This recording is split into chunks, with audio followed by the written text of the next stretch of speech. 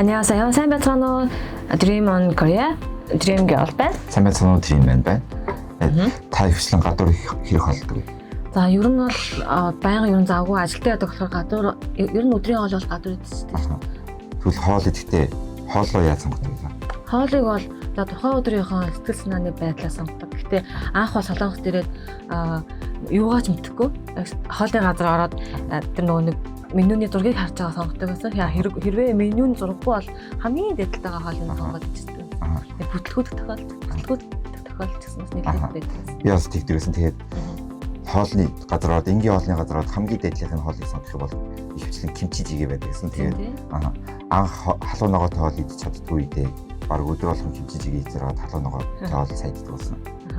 Миний хувьд ч гэсэн ер нь бол ялгаа ахгүй. За тэгэхээр бас тэр солонгосын нөгөө нэг манай Монголын халуун ногоо, солонгосын халуун ногоо бас нэлээд өөр амттай байдаг. Солонгосын халуун ногоос нэлээд халуун хоол байдаг. За тэгэхээр өнөөдрийн бит хоёрын бэлдсэн бичлэгмэн гэхээр солонгосын хоолны газар ороод хэрхэн зөв хоолоо сонгох вэ гэдэг сонирхолтой байгаа. Тэгээ хамгийн түрүүнд халуун ногоотой халуун ногоог хоолыг ялгцуулах хэрэгтэй. Тэгээ халуун ногоотой хоолыг нь 매운 음식 гэдэг. Тэгээ халуун ногоогүй хоолыг нь 안 매운 음식.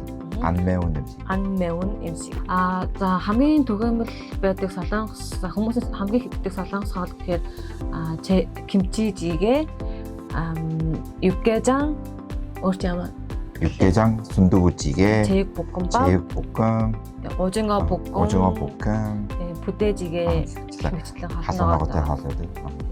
халуун ногоогүй хоол гэх юм бол солонтан, 갈비탕, 돈가스, 뼈 해장국 гэх мэтийн халуун ногоо байгаа. Булгугийн халуун ногоо. Солонтан болохоор Монголын 50-ны шилтэй бол нэлээд төстэй амттай. 갈비탕 болохоор өхрийн хавирга бах тий. Өхрийн хавиргын хавиргатай шил.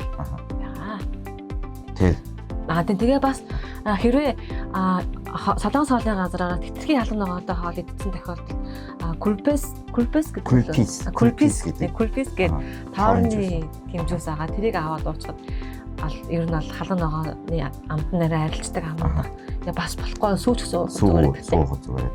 Тэгээд хоолны талаар ярьсан чи бас гэж хэлсэн. Тий одоо бас өдрийн таниад хэлсэн. Тэгээд би бас энд солонгост хоолны газар ажилладаг байхад монголчууд ирээд хоол захиалахдаа хам махнаас илүү өхрийн махыг хайдаг байсан. Тэгээд өхрийн махыг солонгосоор нь суугууги гэдэг. Суугууги. Тэгээд өхрийн махтай халуун ногоогүй хоолыг одоо солонгтан, 갈비탕, 불고기 гэдэг хоолнууд бас байгаа. Тэр нь бас монголчууд их дуртай байдаг гэсэн. Миний бодлохоор өхрийн махаас илүү гахаа мах илүү гой санагддаг шүү дээ. Гахаа махыг болохоор солонгосоор 돼지고기. Тэгэхээр миний дуртай хамгийн амттай бол 제육볶음밥 ганц мэддэг байсан. Монголоос ирэхэд ганцхан мэддэг байсан солонгос хоол. Гоё тий. Тэгэхээр өнөөдрийн сурсан хэллэгүүдээ бас дахиад нэг тавтаад үзье. Тийм. халуун ногоотой хоолыг 매운 음식.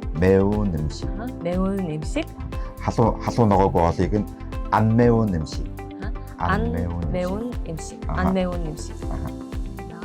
За гахаа махан дургу хүмүүс болохоор суугуугитэй хоол идэхэд болно. Суугууги гэдэг нь өхрийн мах. суугууги. За тэгэхээр өнөөдрийн бит хоёрын бэлдсэн бичлэгээ та бүхэнд таалагдсан бол манай Dream on Korea TV сувгийг лайк дараад subscribe хийгээрэй. Дараа тохиолдлоо баяртай.